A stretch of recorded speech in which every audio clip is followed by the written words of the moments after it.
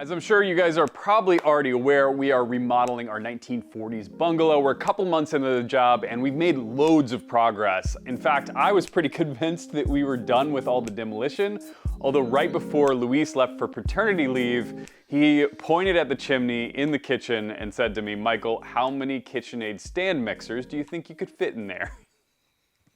And I was like, "Yep, you're right, Luis, the chimney's got to go." So that's what we're working on this week. We're gonna take the chimney out, and we're taking it out because we're not only gonna gain a massive kitchen cabinet, we also will be able to put in a pocket door. When I was doing the design work in SketchUp, I realized that the way that the old door opened is gonna cover up the entire pantry that I'm designing, so a pocket door is the best solution. That wall right now is completely brick, so I need to take that out. Let's go into the kitchen and I can show you what I'm talking about. So I'm standing back in the kitchen, and as you remember, we replaced the facade of this fireplace, and that chimney is totally fine. We have a second chimney in the house, and that's right here. It's been covered up for years. It was used for the heating exhaust, but now we move the heater up into the attic, and because the heaters are so efficient, they just need a PVC pipe to exhaust out. So we're gonna get rid of this because it's taking up a lot of space in this small kitchen. The best way to do that is to just take a hammer to it and work from the roof all the way down.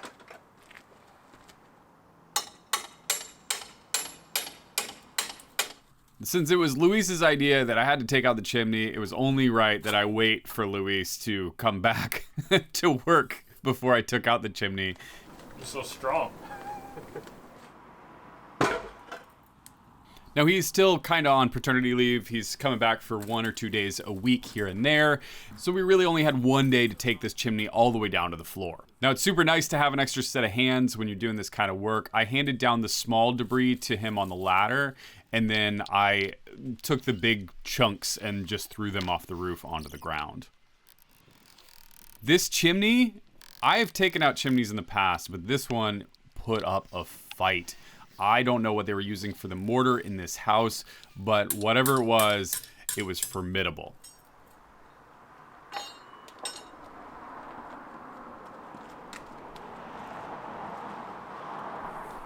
Usually it just takes a couple whacks with the hammer and you start seeing cracks form, but in this case, it just took a lot of work to get the chunks to come off.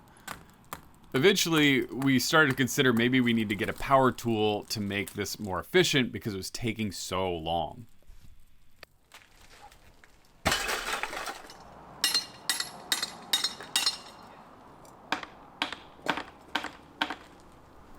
Not getting any cracks anymore.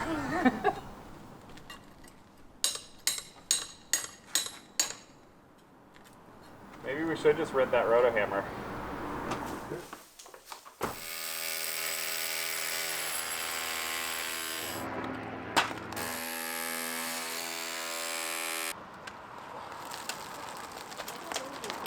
Watch out.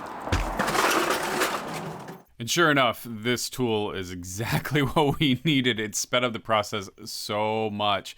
It was still a bear to get these bricks off, but I don't think we could have done it with a hammer alone. With the help of the roto hammer, we got it down to the roof level in about 30 minutes, which meant that we had to climb inside of the attic to get the rest of the job done. Luis climbed inside while I stayed on the roof and grabbed bricks from him and kept things nice and clean while he worked.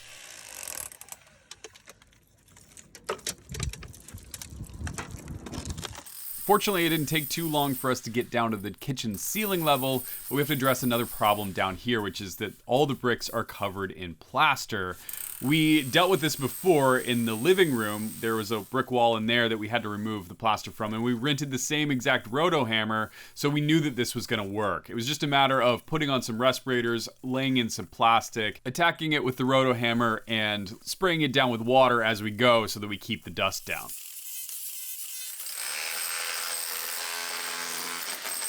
Using this tool to remove plaster is honestly pretty fun, and it's cool to see these old bricks that haven't seen the light of day in about 80 years.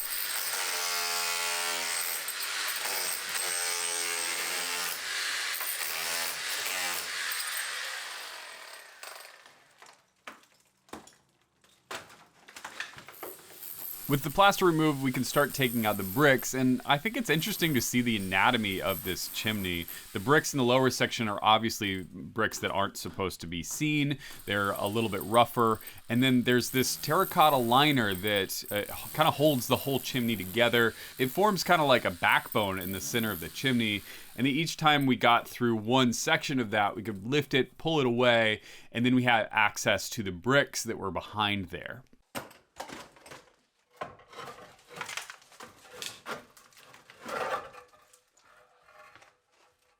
I'm sure a lot of people are wondering what we did with the bricks. We took it to a salvage yard, so these bricks will get reused. I don't have a project at the house that I really felt like I wanted to process all these bricks and remove all the mortar from. You could build like a patio out of them, but it didn't seem to make sense for our place. But they are getting reused. We didn't just take them to the dump. About 3/4 of the way down the chimney, we found that the terracotta liners were not pulling out cleanly, and that's because of all the debris that had been dumped down from above and landed inside. So I had to start breaking them apart and shoveling out the debris, and then I could remove the rest of the liner.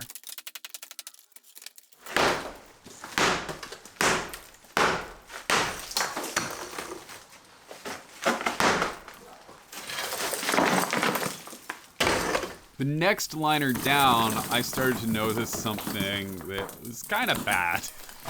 That's like real. Yeah, where's that shovel? Once we got below the debris from demolishing the upper part of the chimney, I started to notice a layer of dark soot. You gotta get a spray bottle? Yeah. They're over the corner there. They're just not full. Now, this isn't a surprise. There's, a good likelihood that this was a coal-fired chimney, but the soot is incredibly lightweight, and it's really bad for your lungs. So fortunately, we're wearing N100 masks while we're working on this, and we started spraying down all the soot as we disposed of it in a trash bag. Once I removed as much as I could, basically as deep as I could reach, I stuffed a plastic bag in there so we could finish off the demo.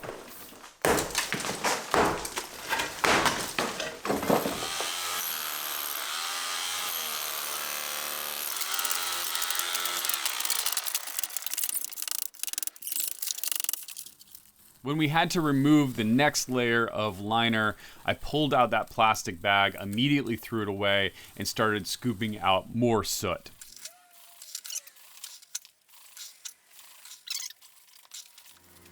I think we're at the point where we can pull this, it's not in this thing anymore. Okay. So maybe we can pull that thing Will off. it come off? I don't know that. Is it all the way to the bottom? I don't think it is, no. Oh, that moved.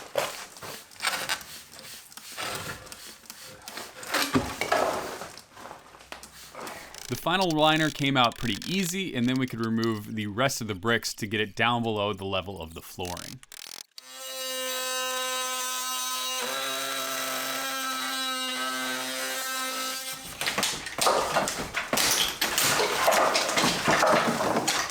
One of the strangest things that we found in this house was this little tiny brick wall between the chimney and the door frame. We have to remove this in order to install the pocket door. So the first step was to cut the studs, remove them, and then we could knock over the brick wall.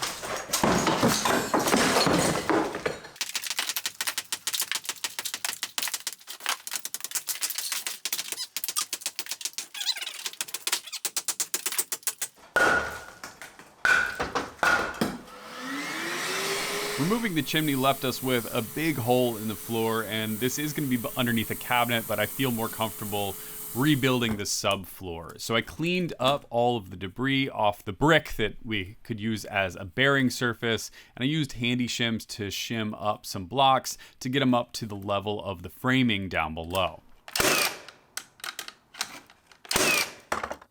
On the side next to the mudroom floor, there was a joist sticking out, but it was a little bit too low. So a 1/4 inch piece of plywood and a 2x4 was the perfect spacing to get it up to the right height.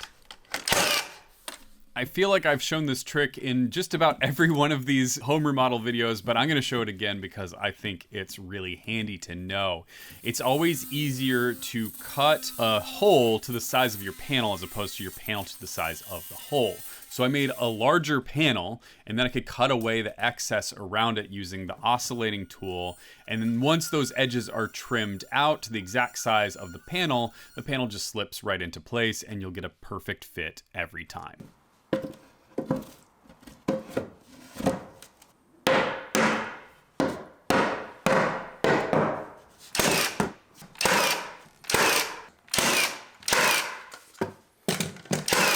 You guys might remember from earlier videos that we found this brick wall in here. To our best guess, we think that this brick wall was for the old furnace. They wrapped it around with inflammable material, and that's why there was brick on this wall as well as this wall. This is starting to look more and more like it needs to go. It's gonna get in the way if we ever wanna hang pictures on this wall. We also wanna put electrical in this wall, and it's getting in the way of the framing of the sliding door. It's not load bearing at all. You can see this 2x4 right here doesn't bear any load. It's just open underneath there. So I think I can just punch it out from the other side. I'll probably take out the rest of the plaster too. But before we can get started, I gotta tint this whole thing out with plastic. I was a little nervous because I didn't have Luis here today, and it's always nice to have an extra set of hands to remove a brick wall. This thing's pretty heavy duty, but I had a rough idea of what I needed to do.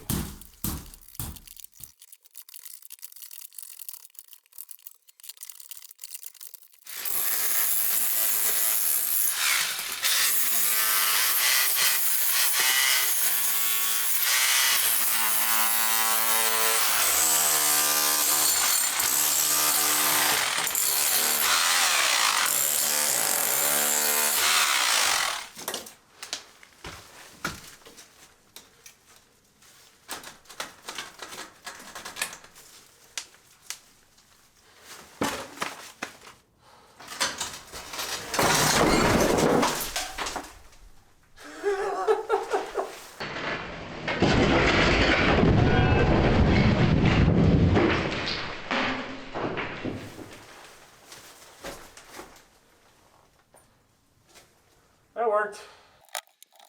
Not gonna lie, it was very satisfying to push over that brick wall.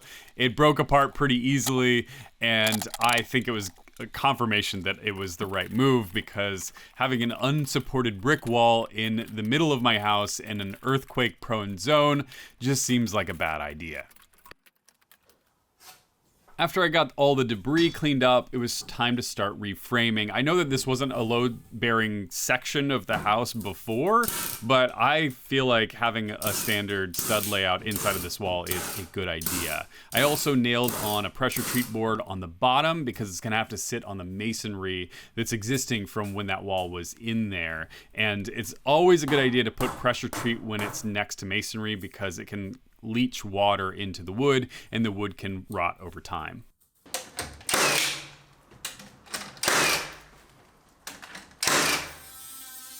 While I was reframing stuff, I decided to also reframe these two studs that were turned on their side.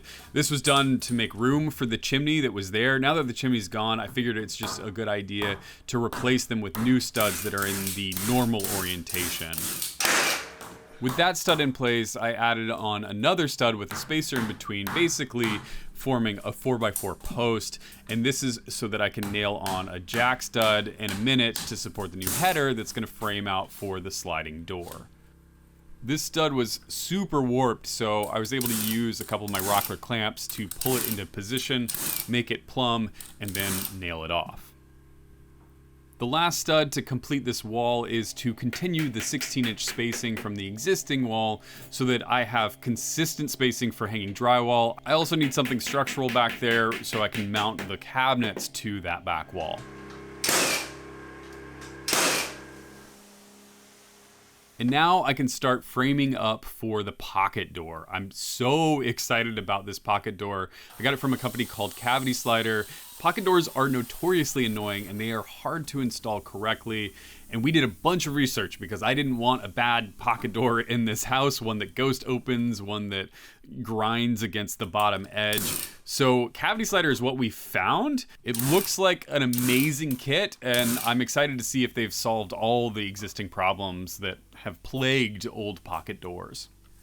The framing is pretty straightforward on this. I essentially just need to put in a header, and in order to do that, I'm cutting out the old framing as I go. I don't want to remove too much because there is a bit of a load on this wall. It's not a ton, it's just a bit of plaster for the ceiling in the mudroom.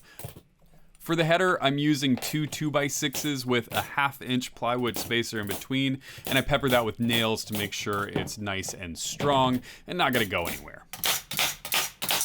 With the header pre-made, I could then remove the last stud. I knew this was a little bit risky, but I could feel that the stud was not taking any load whatsoever, and it pried up really easily. I also removed the upper studs along with the top plate that I pre-cut.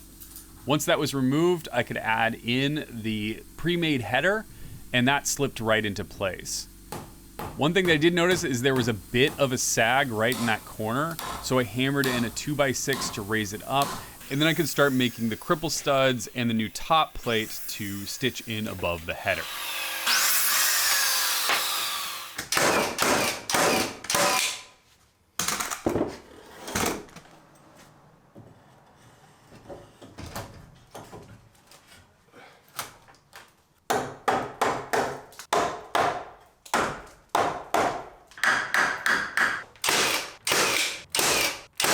I ended up with a really nice hammer-in fit with the top plate, and then I could add in an extra jack stud to make the rough opening the right size for the pocket door.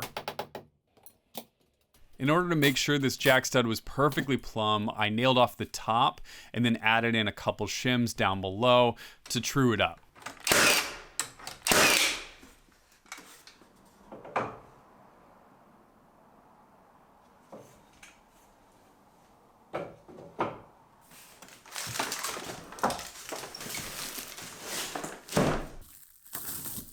Now that the framing's all done, it's time to install the Cavity Slider hardware, and you'll notice pretty quickly that it's very different than your traditional framing for a pocket door.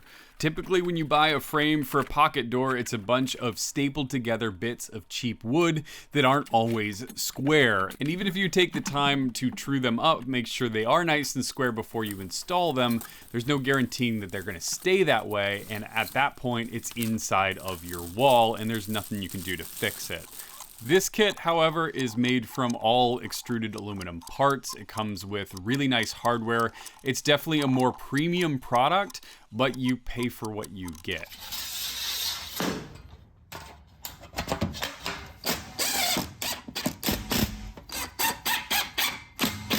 Luis and I worked together to assemble the frame, and it went together in about an hour. All of the parts just slot into place, and the instructions that come with it are very easy to follow. So Cavity Slider has options for both soft close and soft open. You can get both, but our door isn't wide enough to have both, so we went with soft close, and they put these little foam pads in the back to deaden the opening of the door. One thing that you have to make yourself for the kit is this outer leg. It's supposed to match whatever trim you use. I had a piece of poplar that was the right size. It's very easy to paint, so that's what I chose.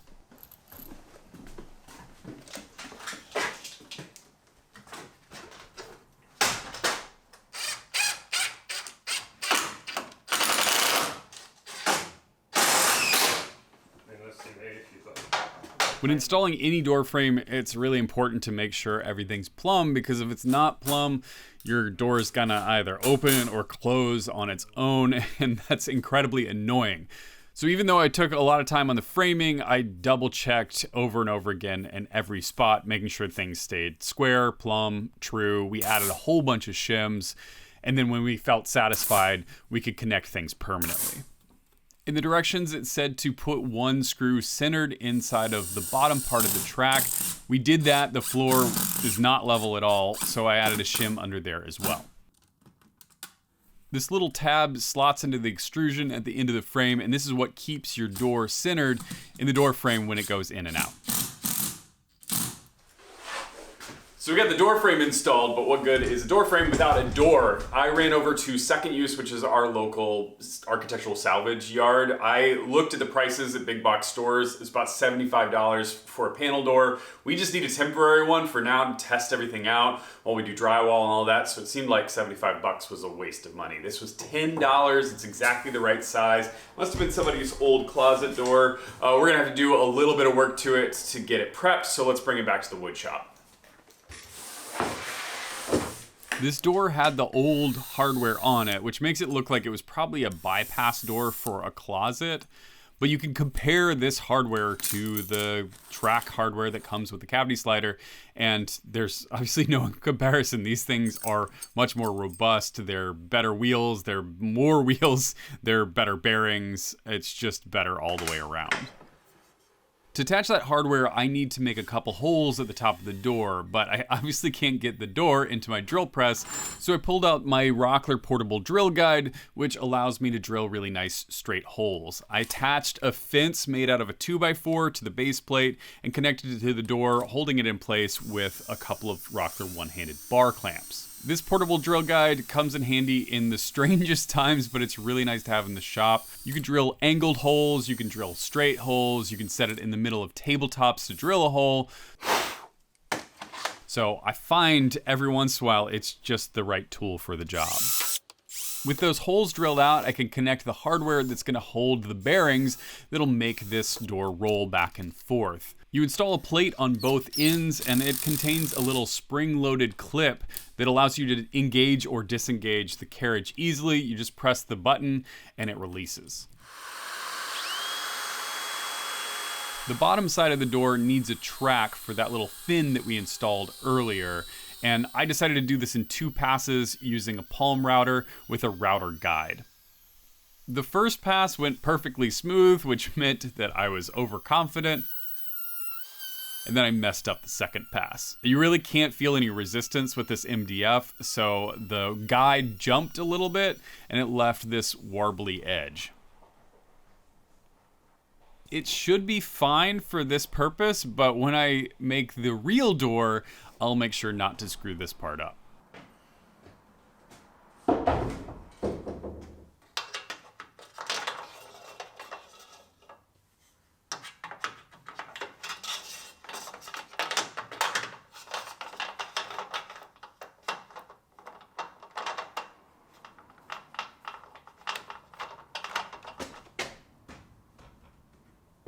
Following the instructions for the hardware, I was able to get the carriage into place, and surprisingly, it was pretty easy to click the door into the frame.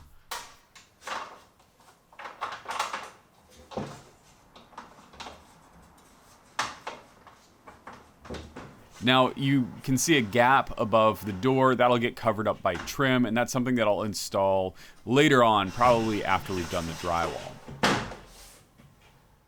The door rolled really well from the get-go. One thing that is a little off is the height on the left-hand side, but it's pretty easy to use a wrench that comes with the kit and tighten it up. I tightened it until the gap on the right-hand side was gone, and then I knew that the door was level.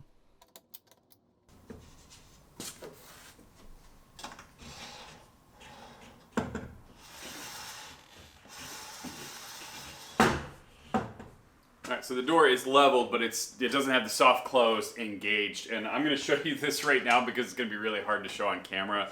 There's this little part right here that's called the activator, and you need to set that up inside of the extrusion, slide it back, and then you use this little block to measure out from the door to the door frame. So I'm gonna do that real quick. That will engage the soft close feature, which is up here, and then we should theoretically get soft close.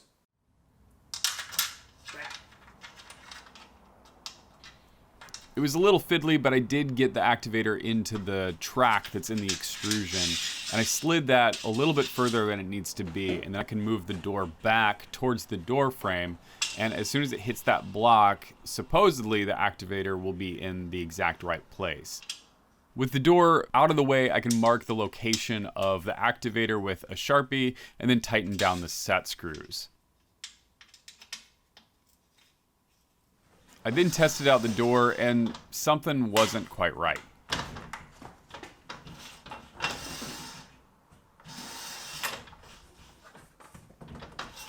The soft close was working, but it was stopping like over 3 inches from the door frame. So I'm not really sure what I did wrong. I still don't know. That block spacing didn't work out, but it was pretty easy to fix because I just measured the gap that was left over and shifted the activator over that same distance.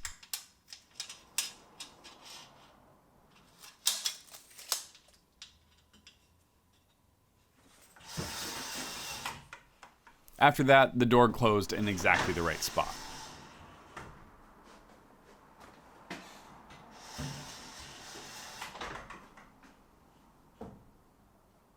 That's pretty good.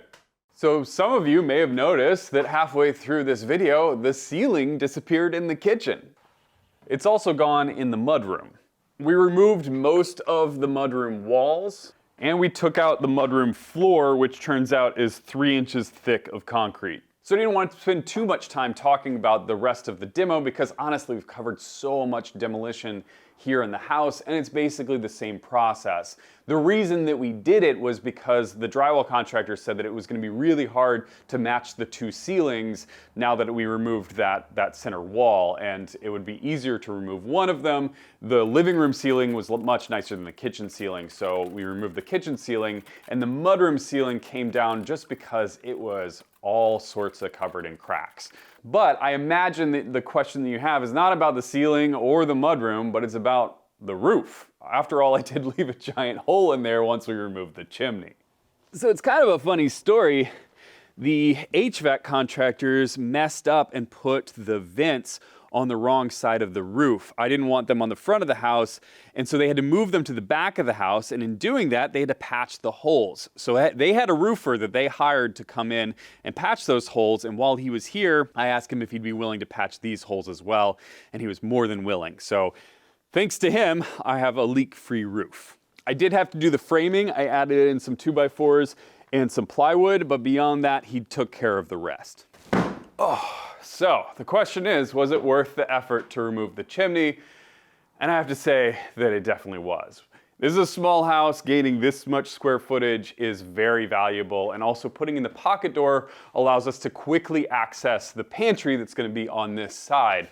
I'm thrilled with how the pocket door works.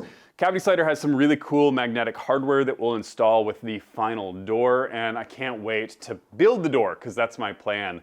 There's loads of stuff left to do, obviously, in the house. We've got drywall, which is coming up really soon, along with insulation. And I gotta continue building cabinets. So if you saw the last video, you know that I've already gotten started, and the cabinet that goes here is sitting right over there. Hopefully you guys are enjoying this series. If you wanna see the full series, there's a playlist right here. And big thank you, as always, to my Patreon supporters. You guys are the best, and I'll catch you on the next one.